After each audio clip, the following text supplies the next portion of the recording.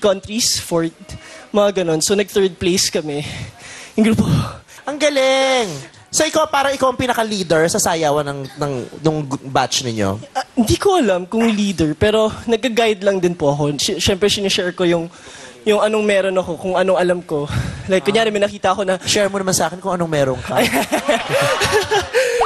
Ano ba yung meron ka pwede mo i-share? Pagbati mga kaibigan, ngayong araw ating pag-uusapan ang isang sikat na personalidad sa showbiz, si Franco Hernandez. Alamin natin ang kwento ng kanyang buhay at karera magmula nang siya ay sumikat at hanggang sa kanyang aksidenteng pagpanaw. Samahan niyo ako at ating tuklasin dito sa Pinoy Wisdom.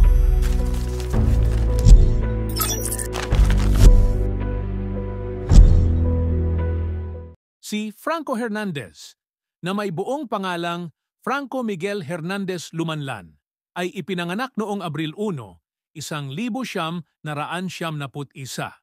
Kilala siya bilang miyembro ng dance group na Hashtags sa noontime show na It's Showtime.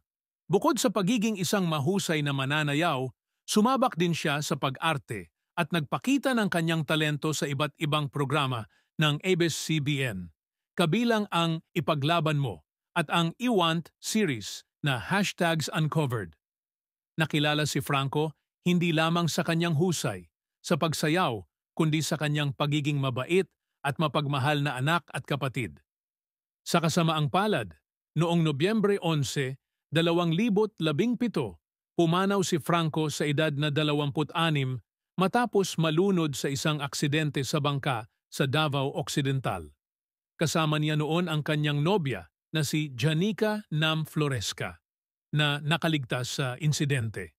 Ayon sa mga ulat, ang malakas na alon ang dahilan ng pagkahulog nila sa tubig at bagamat na itakbo si Franco sa klinika, idineklara siyang dead on arrival. Si Franco ay inilibing sa The Garden of the Divine Word sa Quezon City at ang kanyang maagang pagpanaw ay nagdulot ng lungkot hindi lamang sa kanyang pamilya at mga kaibigan, kundi sa libo-libong tagahanga na labis na nagmamahal sa kanya. At diyan nagtatapos ang ating pagtalakay sa buhay ni Franco Hernandez. Ang kanyang kontribusyon sa larangan ng entertainment ay labis na pinapahalagahan at inaalala ng kanyang mga mahal sa buhay at mga taga-subaybay.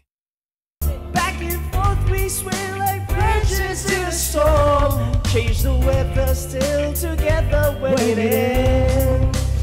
That may be all blinding in darkness. When they tell you you're the matter, that I'm really the only thing that matters. Say love, say yeah.